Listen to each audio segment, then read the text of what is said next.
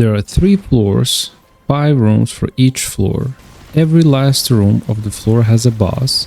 You also get max stats, there is no PvP, and you're guaranteed a reward at the end of it that you can later on combine or upgrade. Sounds like a dream? That's just Blox Fruit dungeons. Getting to dungeons is pretty easy. As long as you have the level requirement of at least 1100, you can make your way to hot and cold. It's probably where you're gonna be anyway to get your quests. From there, look for this factory looking type of thing or a silo and just head inside. Once you're inside, you will meet the dungeon NPC just right here. After talking to him, he will actually teleport you inside of it and you will be in the dungeon room. Another way to get there is if you look on your right and look for the server button. I'm not sure exactly where it is on the mobile.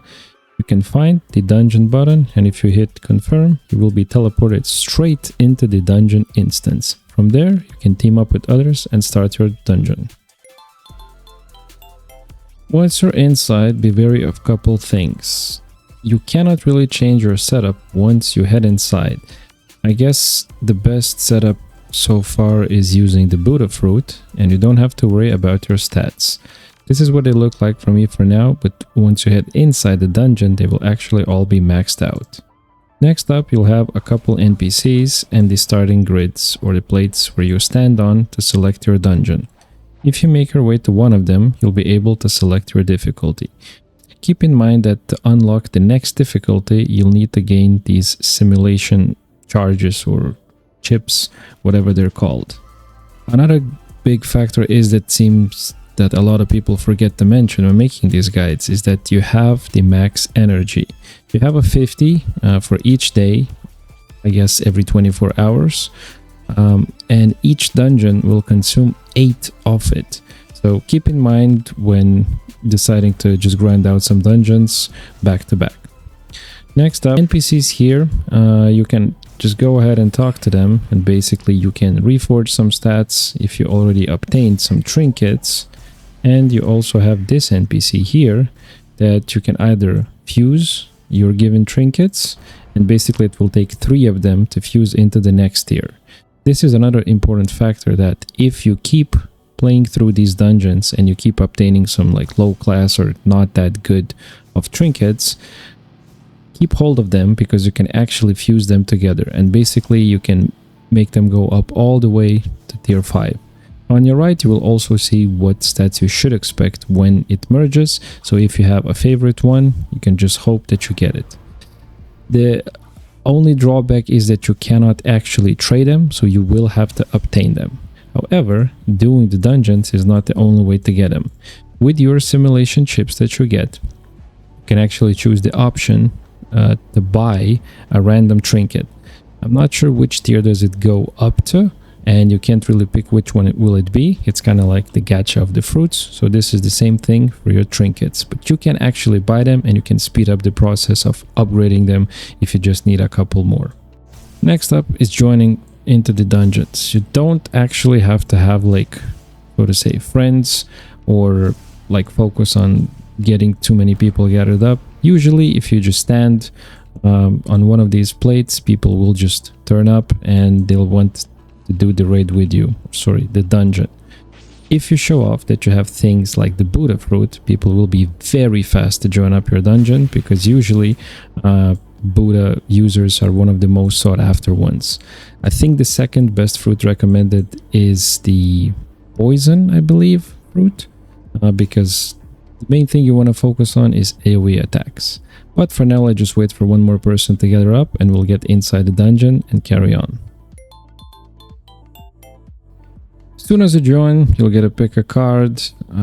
I'd probably say go for something balanced, obviously because I'm using a Buddha fruit. It doesn't matter that much.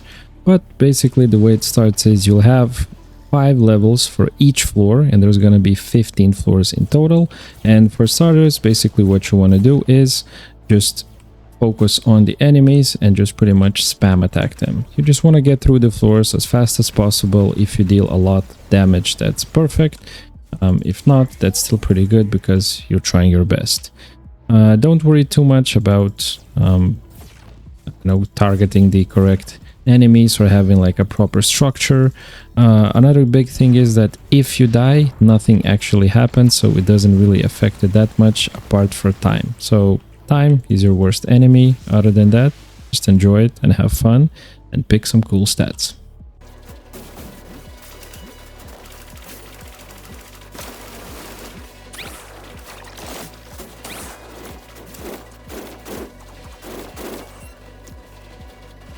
Sadly, as you can see, 2 of our people from the team had disconnected, so it's probably going to take significantly longer than I wanted for this guide.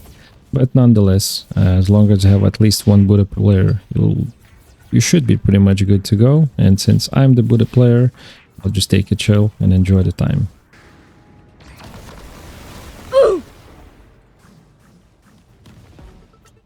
And so as you can see, kind of went a little bit oof here, but just to show it that nothing really happens, you just go back through the gate where the boss, sorry, not the boss, where the fight is going on, and you just kill off the NPCs and you just carry on your way. There's no penalty for now. I believe they might change it in the future, but for now you can just enjoy your time and learn the dungeons.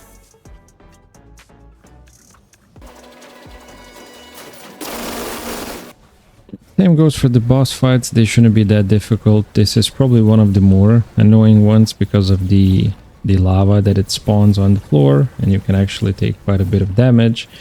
But if you just keep moving around and focusing on it, it shouldn't take too long. If you have like decent users of their fruit, you should be pretty good to go. Doesn't take that much. There you go. When it transforms, this is when it gets a little bit more annoying, but again, if you have like a sword or something that will give you some melee range, shouldn't take too long, it shouldn't be too difficult.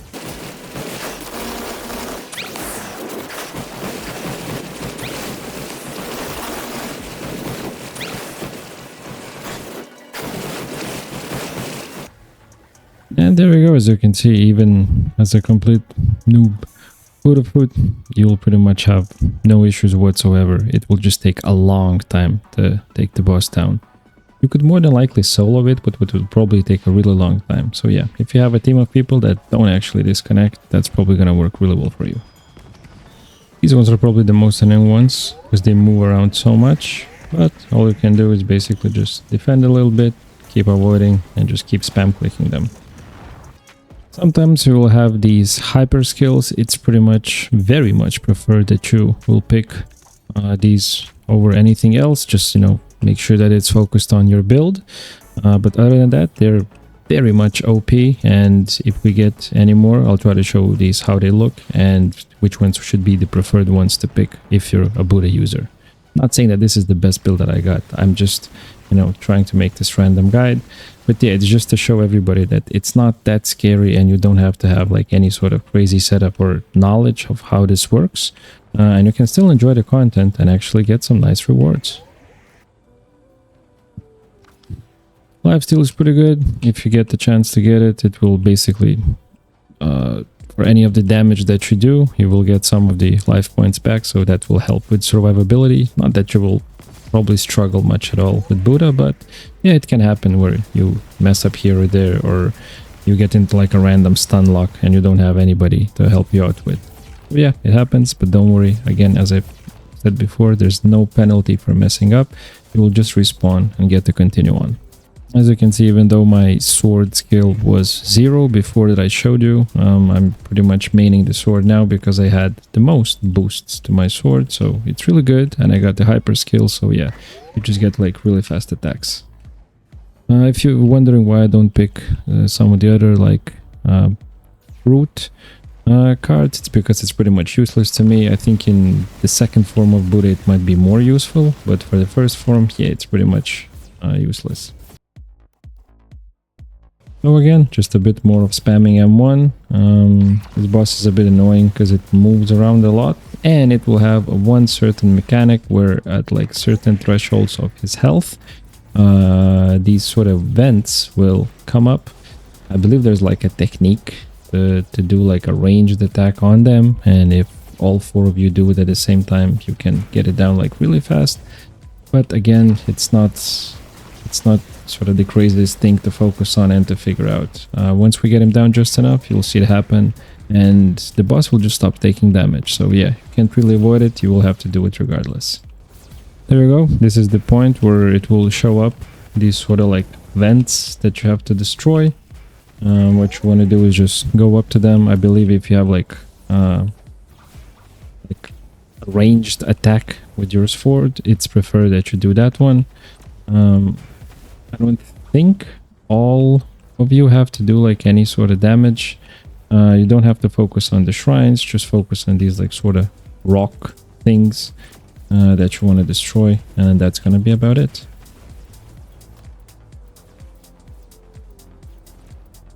And for the time being, the boss will take very much reduced, or I believe no damage at all. But yeah, as you can see, other people are not really focusing on this, but there you go. Boss is now vulnerable, so yeah, what you want to do is just go back to it and pretty much kill it off. And once again, same thing happens. This time somebody else has noticed it from our team that we're dealing with this. So yeah, just focus on it. Get these down. Once the destroy text disappears, you're good to go. There we go. Cool. We can take a bit of armor. Doesn't really matter that much, I think, past this point. I don't think you'll get damage much with the Buddha fruit, but still, if you get the chance, if you get any of the picks, try to focus on DPS, anything like AoE damage or things that will get you out of these sort of like stun locks. It helps, but yeah, the main point is the more DPS you do, the faster you can take things down compared to survivability. And yeah, just focus on it because you can do more dungeons that way. And the faster you complete it and the more damage you deal, I think the better ranking you get at like a roll on the trinkets and just rewards in general. So yeah, pretty much just focus on that. And there we go, we're up to the last boss. Again, this will come to no surprise, it will be in like multiple stages or multiple forms, but again, nothing too crazy, you just kind of focus on it, DPS it down. And we're up to our next stage, which is the Gas Knight. It can be a little bit annoying, but basically all you want to do is just kind of go up to him and DPS him down. Nothing really changes. As you can see, as a Buddha user, you don't have to worry too much about taking a lot of damage. Once again, an extra mechanic where you have to like focus on these so-called vents. You want to be able to destroy them. If you have a sword, to do like a long range attack, you just hit it and you'll be able to damage the boss once again. It will happen periodically, so basically once it happens and your skill recharges, just try to hit it as fast as you can. It's obviously easier when you have like the full team here, but if you don't, it is what it is and you have to just do what you can.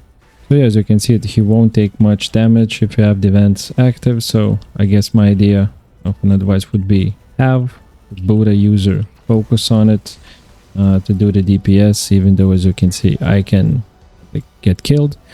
Doesn't matter that much. Hopefully my teammate will take care of the vents, and then you can just focus on DPSing it down.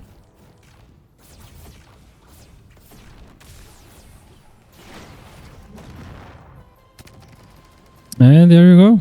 Once it's done, you will get a roll for the artifacts or the trinkets, and you will just get random ones. You also get like some rewards based on your like damage, the time that it took. As you can see, I was trying to like capture some content for it throughout most of the dungeon, and I still managed to get the top DPS. As you saw, I was just like sort of messing around, trying to show you the mechanics and explain a little bit, and it took a really long time. As you can see, 23 minutes. So you should probably expect a lot faster times with a full team, obviously, because everybody deals damage and everybody does some work. And at the end screen, you can actually even check if anybody got anything good.